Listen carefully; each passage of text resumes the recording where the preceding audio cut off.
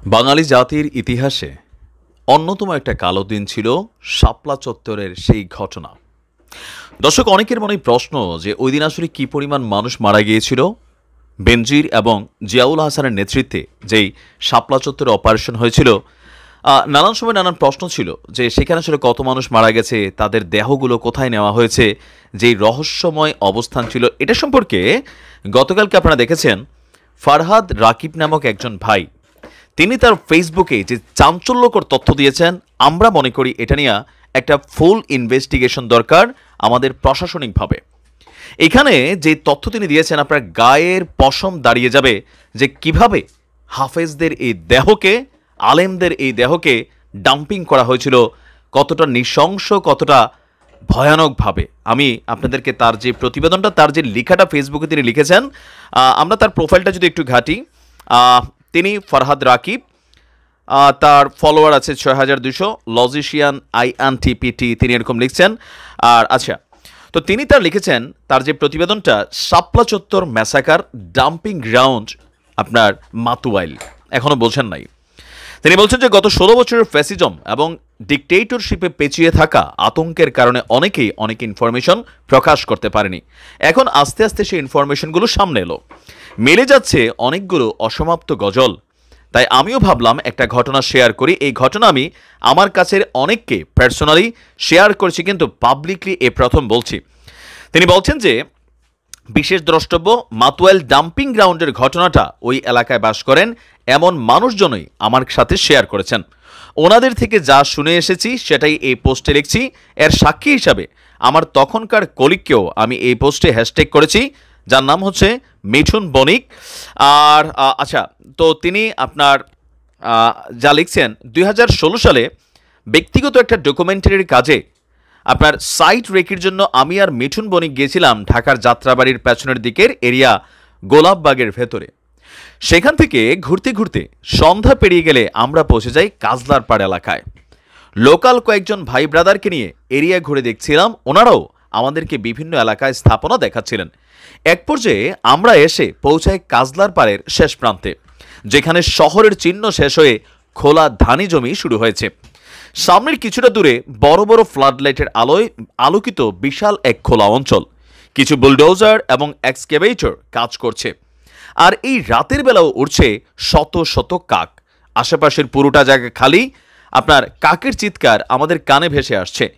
আমি একটু কৌতূহলী হয়ে জিজ্ঞেস করলাম, ভাই এইটা কি? আমাদের সঙ্গে থাকা একজন উত্তর দিলেন যে এটা মাতুয়াইল ডাম্পিং গ্রাউন্ড। আমি তখন বললাম, বাপরে, এত বড় ময়লার ভাগাড়ে কাউকে গায়েব করে ফেললেও তো কোনোদিন খুঁজে পাওয়া যাবে না। এরপরই ওনাদের মাঝে নেমে এলো এক অস্বস্তিকর নীরবতা। তো কেন এই নীরবতা? তিনি তার পোস্টে এরপরে লিখছেন যে আচ্ছা, ওই ভদ্রলোক নিজে থেকেই বললেন নির্মম সত্য, যেটা গোপালবাগ, কাজলার পাড়, বিবির বাগিচা সহ আশপাশের প্রায় সব এলাকার মানুষ জানে, কিন্তু মুখ খোলেনি।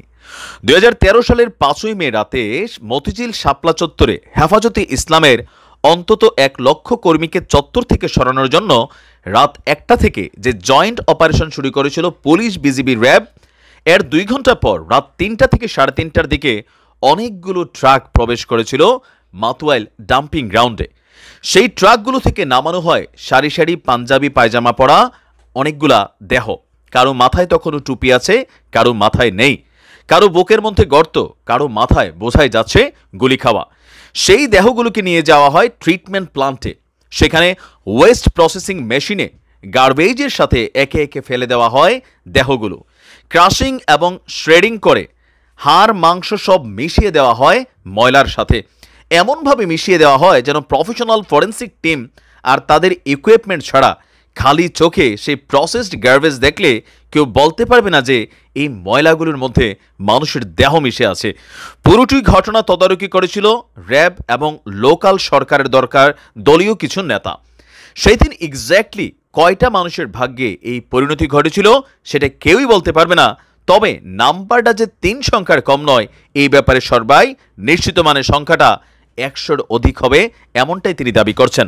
তবে তার এই প্রতিবেদনে তিনি যে বক্তব্যগুলো দিয়েছেন যথেষ্ট স্পর্শকাতর। একজন বাংলাদেশের নাগরিক হিসাবে দলমত নির্বিশেষে আমি মনে করি এই ঘটনাটার সুষ্ঠু একটা ইনভেস্টিগেশন হওয়া দরকার। ফরেনসিক রিপোর্টার যারা আছেন, এগুলো নিয়ে যারা কাজ করেন, নিশ্চয়ই তারা সেখানে অনেক কিছুই খুঁজে পাবেন। আর এই ঘটনা যারা যারা জড়িত তাদের প্রত্যেককেই নির্দেশদাতা থেকে শুরু করে এই প্রসেসিংয়ে যারাই ছিলেন, এবার সেটা যেই হোক রাজনৈতিক দলের, তাদের প্রত্যেককেও এই ডাম্পিং মেশিনে ফেলে তাদের দেহগুলোকে এই ময়লার সাথে মিশিয়ে ফেলে দিতে হবে এই মাতোয়াল ডাম্পিং গ্রাউন্ডে।